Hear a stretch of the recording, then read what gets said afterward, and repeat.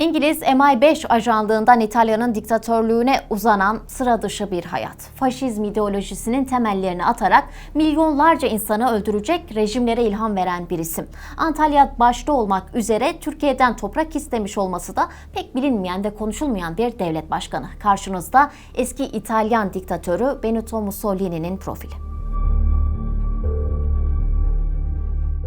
Faşizm dendiğinde akla Naziler ve Almanya gelse de bu ideolojinin ilk kurulduğu ülke İtalya'dır. Baskıcılığa, tüm yetkilerin tek parti ve tek kişinin elinde toplanmasına, çarpıtılmış bir ulusçuluğa dayanan faşizmi benimseyen Mussolini, radikal fikirlerin temsilini yaptı. İktidara geldikten sonra İtalyanca önder, komutan, lider anlamına gelen duş sıfatını kullandı.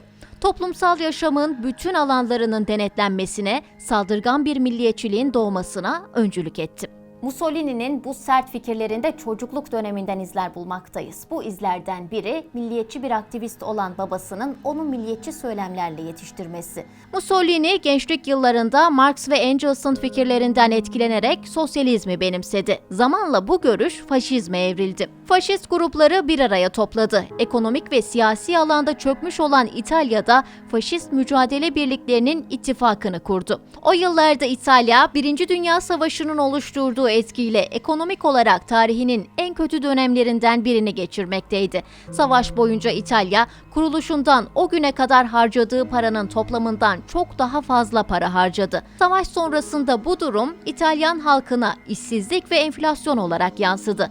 İşte böyle bir süreçte yoksullaşan halk mevcut demokratik yapıyı sorgulamaya başladı. Mussolini ve arkadaşları için bu atmosfer bir fırsattı. Aktivizmini güçlendiren Mussolini, Ekim 1922'de Napoli'den Roma'ya 26 bin kişinin katıldığı bir yürüyüşe liderlik etti.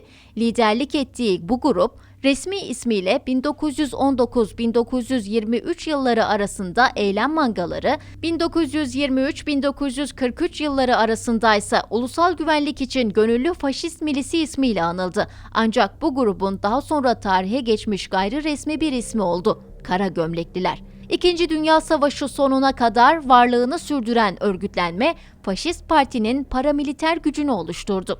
Bu yürüyüş Mussolini'nin etki gücünü, liderlik vasfını ve inandığı değerlere olan bağlılığını gösterdi. Halk İtalya'da yaşanan toplumsal krizin Mussolini'nin başbakan olarak atanmasıyla çözülebileceği umudunu taşımaya başladı. Kral 3. Vittorio Emanuele de toplumsal krizi şiddetsiz bir yolla çözmek için 31 Ekim 1922'de Mussolini'yi başbakan olarak atadı. Mussolini ilk olarak demokratik kurumları ve muhalefeti ortadan kaldırarak tekelliğe geçişi kolaylaştırdı. Ardından dış politikaya yönelen Mussolini, Doğu Akdeniz ve Anadolu'yu işgal etme planları yapmasıyla Türkiye ile karşı karşıya geldi. 1934 yılında ise Antalya'nın İtalyanlara verilmesi gerektiğini söyleyerek tepkileri iyice üzerine çekti. İtalyan elçisi Mussolini'nin sözcülüğünü yapmak üzere Mustafa Kemal'le görüşmeye geldiğinde Gazi Paşa onu mareşal üniformasıyla karşılayarak mesajını verdi. Mussolini'nin uluslararası alandaki müttefikleri kendisi gibi faşist ideolojiyle yönetim sürdüren hükümetler oldu. Bunların başında da Nazi Almanyası lideri Hitler geldi. Hitler'le yakın ilişkisinin neticesinde Mussolini, İkinci Dünya Savaşı'na Almanya'nın yanında girdi. Ancak komünistler önderliğindeki direnişçilerin ülkede etkili olması ve müttefiklerin 1943'te Sicilya'ya çıkarma yapmasının ardından Kral 3. Vittorio Emanuele, Mussolini'yi görevden alarak tutuklattı. Bunun üzerine Kuzey İtalya'yı işgal etmiş olarak Nazi Alman ordusu Hitler'in emriyle Mussolini'yi tutuklu olduğu otelden çıkararak önce Roma'ya sonra Viyana'ya kaçırdı. Almanya savaşı kaybedince İspanya'ya kaçmaya çalışan Mussolini başarılı olamadı. 28 Nisan 1945'te İtalya'nın kuzeyinde bulunan bir köyde kıdemli İtalyan partizanlardan Walter Audisio tarafından vurularak öldürüldü. Ölümünün ardından bedeni Loterio Meydanı'nda baş aşağı asılarak sergilendi. Resmi kayıtlara Mussolini'yi öldüren kişi olarak geçen Walter Audisio ise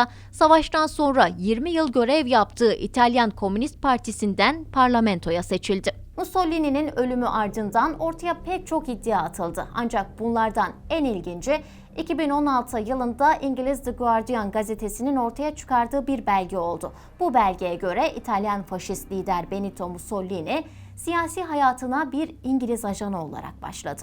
Yayınlanan belgeler faşist diktatörün 1917 yılında siyasete İngiliz Askeri İstihbarat Servisi MI5'ten haftada 100 sterlin alarak başladığını gösteriyor. O dönem 34 yaşında bir gazeteciye verilen görevse İtalya'nın 1. Dünya Savaşı'nda müttefiklerin yanında savaşa devam etmesini sağlamak ve barış için gösteri düzenleyenleri evlerine kapatmakmış. Mussolini'nin maaşı o dönem Roma'da bulunan milletvekili ve MI5 ajanı Sir Samuel Hoare tarafından sağlandığı ve Hoare'nin o dönem 100 kişilik istihbarat şebekesini yönettiği söyleniyor. Cambridge'li tarihçi Peter Maitland, Mussolini'nin bir yıl boyunca aldığı ücretin bugün haftada 6.000 sterline karşılık geldiğini vurguladı. Mussolini ile ilgili ilginç detaylardan biri de bugün aktif siyasi yaşamını sürdüren torunu Rachel Mussolini. Rachel, Ekim 2021'de yapılan seçimlerde en yüksek oyu alan aday oldu. La Repubblica'ya konuşan siyasetçi, çocukluğumdan beri soyadımla yaşamayı öğrendim. Okulda beni gösterirlerdi ama sonra ismim öne çıktı ve ben soyadım ne kadar külfetli olursa olsun bu soyadına galip geldim diyerek tarihin bir bedeli olduğunu tekrar hatırlattı. İşte tarihin en bilineni olmasa da ilk faşist diktatörü olan Mussolini böyle bir hayat yaşadı ve hayatı boyunca Roma lideri olarak nam salmak istedi. Oysa geriye sadece torununun bile kurtulmaya çalıştığı bir isim kaldı.